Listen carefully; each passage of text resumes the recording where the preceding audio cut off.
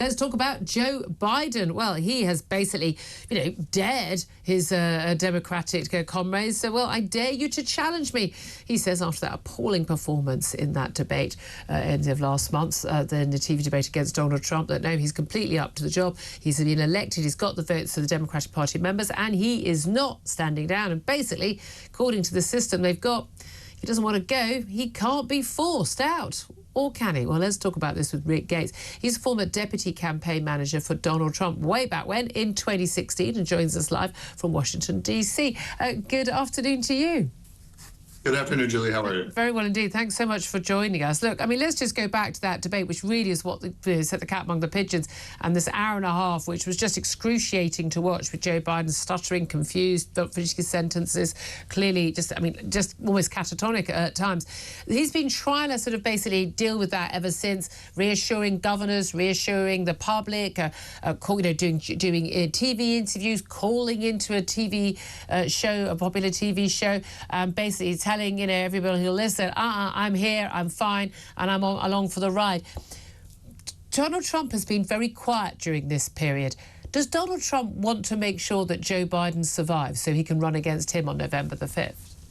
Look, at the end of the day, I don't think it matters if it's Biden or Kamala, but based on the current polling and the mood of the American voters, absolutely, if Joe Biden stays on the ticket, that is going to become more of a liability for Democrats, which is exactly why you have seen the storm around Joe Biden not subside. And as we go from the debate, the central question there, was that just a one-night, bad night debate performance? Or was this more of what we expected to see over the course of the last several years, but the White House would never confirm? And that's, does Joe Biden have more cognitive issues than just that one night? And what you're seeing from the Democrats, and that's where all eyes are this week, there's two big meetings today in the House and the Senate and our U.S. Congress, and those Democrats are going to weigh in on whether or not they think Joe Biden can be the candidate that actually beats Donald Trump. And the answer to that is causing concern among a lot of people right now. Most people don't think Joe Biden is in a good place to be able to beat Donald Trump.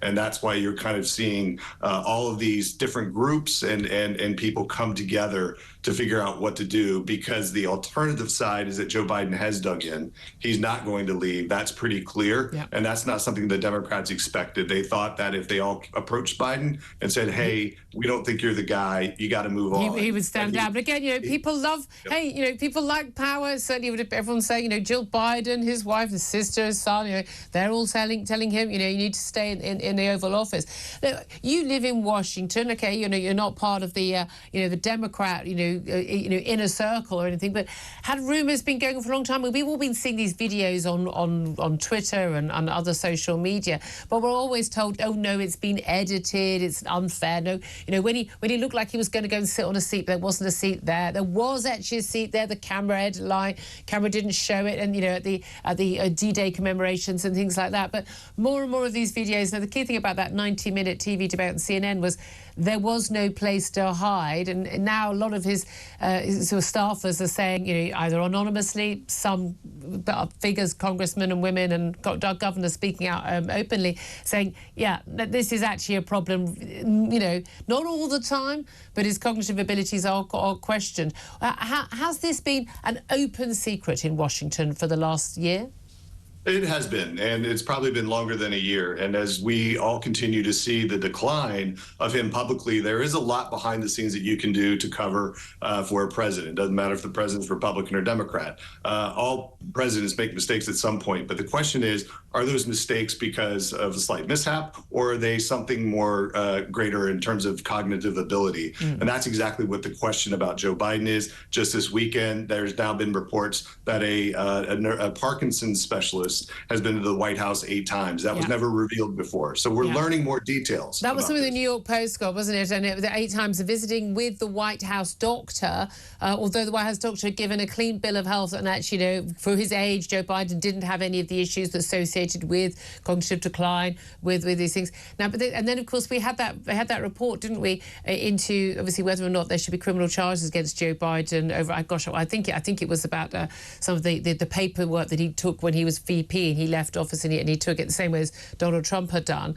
And again, that was leaked, and the report basically said, look, this was an elderly man in cognitive decline and not fit to stand trial. Now, the idea that he wasn't fit to stand trial, but he's fit to have his finger on the nuclear button is rather bizarre for most of us.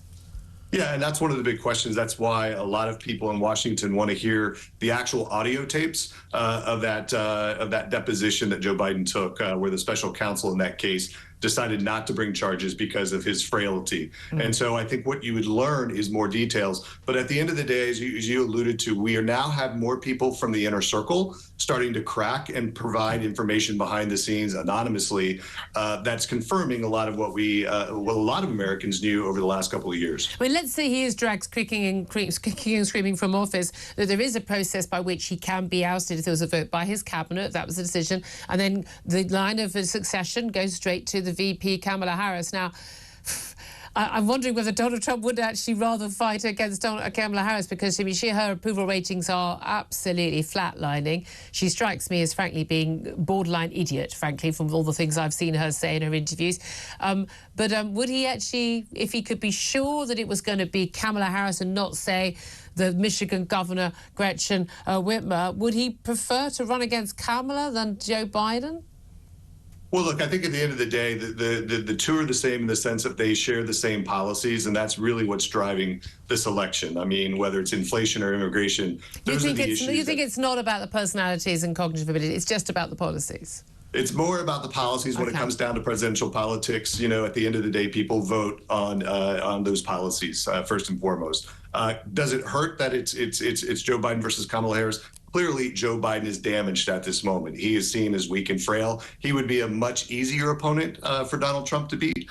Kamala is a little more, vibrant, as people like to say, but clearly she cannot connect two sentences together in a coherent way. No, but she's unburdened by the past, though. There's the most wonderful video, I think it's 4 minutes long, of her saying, was it, I'm burdened by the president, but I can't even remember. It's such a word salad. It's just such nonsense. And she's basically been saying it for 10 years, and no one has said, enough, Kamala, enough being unburdened by the past. In terms of what could happen at the Democratic convention, we've got the Republican convention afterwards. What are we actually looking at in terms of if the money men, if the people who are funding these campaigns cost hundreds of millions, even billions of dollars, if they say we're pulling our money, he might have a $200 million war chest, and basically that's his to control, it's Kamala's to control. But we are out. We will not support this candidate. Will he be forced to stand down?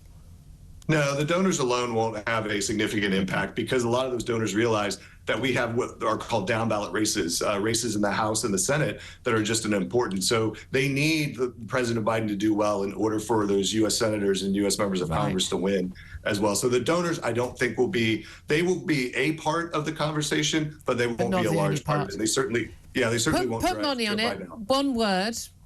On November the 5th this year, will Joe Biden be the Democrat candidate? Yes or no?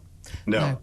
I'm with you on that. I'm with you. A really good to talk to you. Hope you come on the show again. Rick Gates, former deputy campaign manager for Donald Trump back in 2016, live for us from Washington, D.C.